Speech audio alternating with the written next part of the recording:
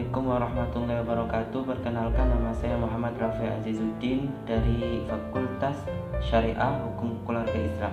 Di sini saya akan bersosialisasi tentang protokol kesehatan 5M dan pentingnya vaksinasi. Kementerian Agama menerbitkan edaran tentang penerapan protokol kesehatan 5M, yaitu memakai masker, mencuci tangan dengan sabun, menjaga jarak, menjauhi kerumunan, dan membatasi mobilitas, serta kegiatan keagamaan pada wilayah pemberlakuan pembatasan kegiatan masyarakat atau yang biasa kita sebut dengan PPKM. Meski sudah sekitar dari 2 tahun, pandemi virus corona masih terus menyerang penduduk dunia tanpa henti. Mengalahkan penyebaran dan penularan virus corona di dunia tidaklah mudah. Namun, beragam upaya terus dilakukan oleh para ahli dan penduduk global demi mengakhiri ancaman virus yang terus menyerang bertubi-tubi. Di beberapa negara, termasuk Indonesia, pemerintah membuat pedoman dan protokol kesehatan untuk menghadapi virus corona.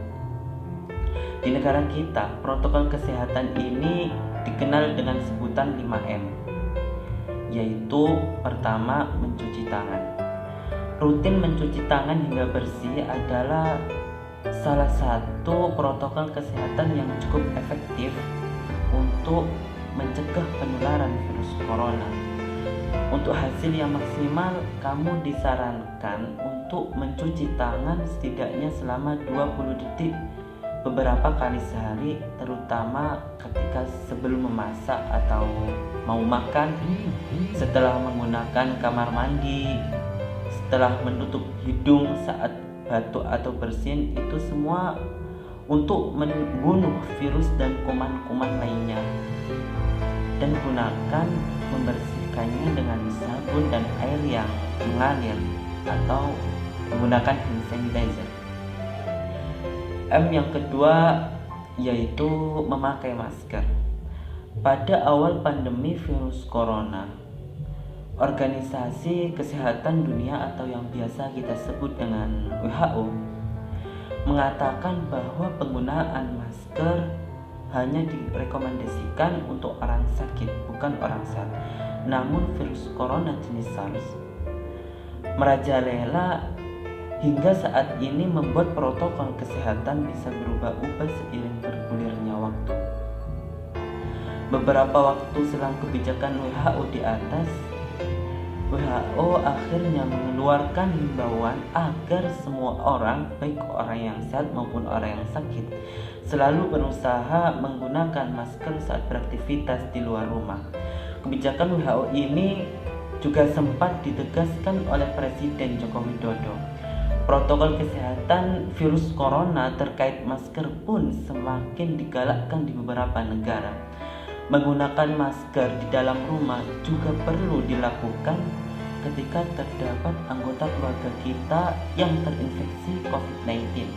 Terdapat anggota yang berpotensi terkena COVID-19 karena aktivitas di luar rumah, merasa terjangkit atau mengalami gejala COVID-19.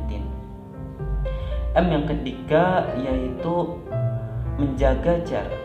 Protokol kesehatan lainnya yang perlu kita patuhi yaitu menjaga jarak. Protokol kesehatan ini dimuat dalam keputusan Menteri Kesehatan Republik Indonesia dalam protokol kesehatan bagi masyarakat di tempat dan fasilitas umum dalam rangka pencegahan dan pengendalian COVID-19. Menjaga jarak minimal 1 meter dengan orang lain untuk menghindari terkena droplet dari orang yang berbicara, batuk, dan bersin, serta menghindari kerumunan, keramaian, dan berdesakan. Bila tidak menghindari itu tersebut, maka dapat dilakukan berbagai rekayasa administrasi dan teknis lainnya. Rekayasa administrasi dapat berupa pembatasan jumlah orang, pengaturan jadwal dan sebagainya, sedangkan rekayasa teknis antara lain dapat berupa pembuatan partisi, pengaturan jalur masuk dan keluar dan sebagainya. M yang keempat yaitu menjauhi kerumunan. Selain 3 di atas, menjauhi kerumunan merupakan protokol kesehatan yang juga harus dilakukan.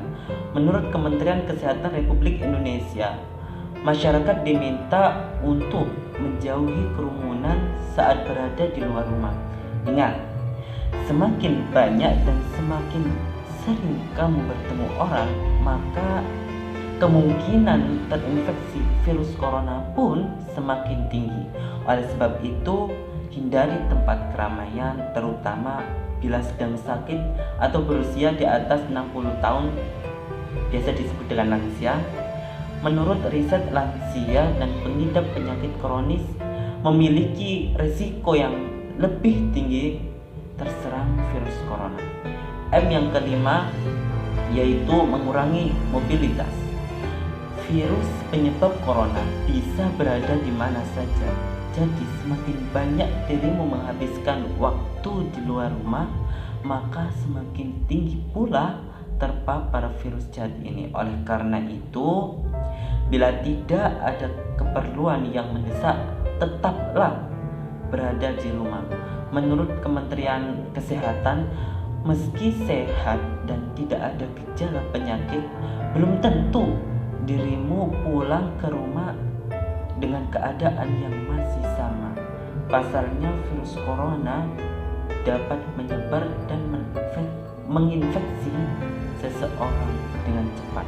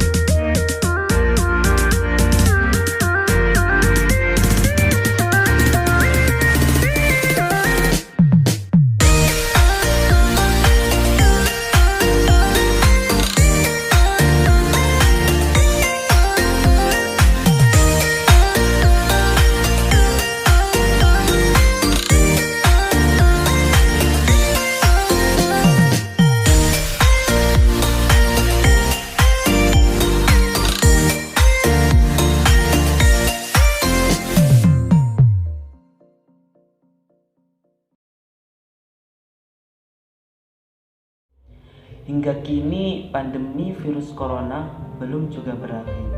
Guna menekan kasus yang terus bertambah, pemberian vaksin COVID-19 mulai dilakukan. Pemerintah pun menganjurkan agar semua orang mendapatkannya. Lantas, apa alasan setiap orang harus menjalani vaksinasi COVID-19? Saat ini, vaksin COVID-19 tengah didistribusikan ke seluruh masyarakat Indonesia. Pemberian vaksin ini merupakan solusi yang dianggap paling tepat untuk mengurangi jumlah kasus infeksi virus SARS-CoV-2 penyebab penyakit COVID-19. Sejak vaksin COVID-19 tiba di Indonesia, tidak sedikit masyarakat yang belum setuju dengan anjuran pemerintah untuk menjalani vaksinasi COVID-19. Padahal pemberian vaksin ini sangatlah penting, bukan hanya untuk melindungi masyarakat dari COVID-19, tetapi juga memulihkan kondisi sosial dan ekonomi negara yang terkena dampak pandemi. Vaksinasi atau imunisasi bertujuan untuk membuat sistem kekebalan tubuh seseorang mampu mengenali dan dengan cepat melawan bakteri atau virus penyebab infeksi. Tujuan yang ingin dicapai dengan pemberian vaksin COVID-19 adalah menurunkan angka kesakitan dan angka kematian akibat virus ini.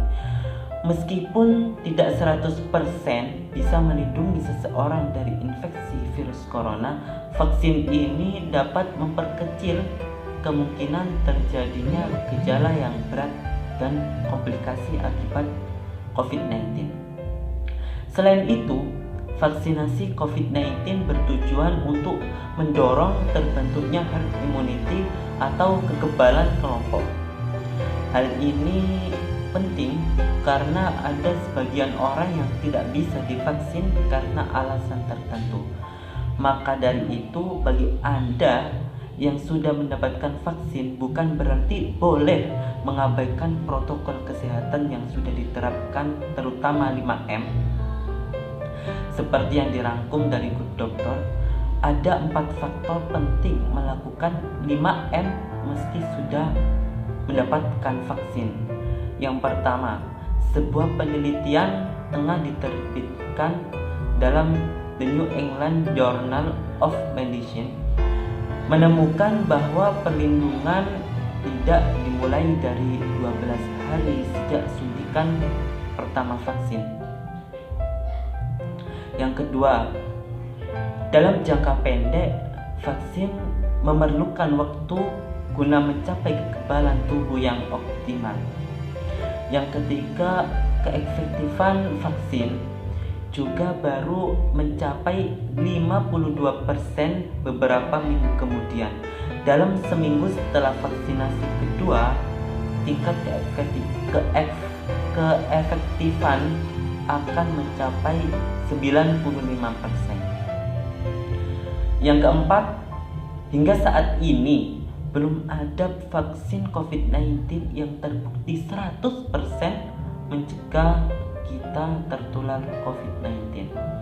Kesimpulannya, meskipun Anda sudah divaksin baik itu dosis pertama ataupun dosis kedua, tetaplah patuhi protokol kesehatan dan jangan lupa jaga imun kalian dengan berolahraga dan hidup sehat.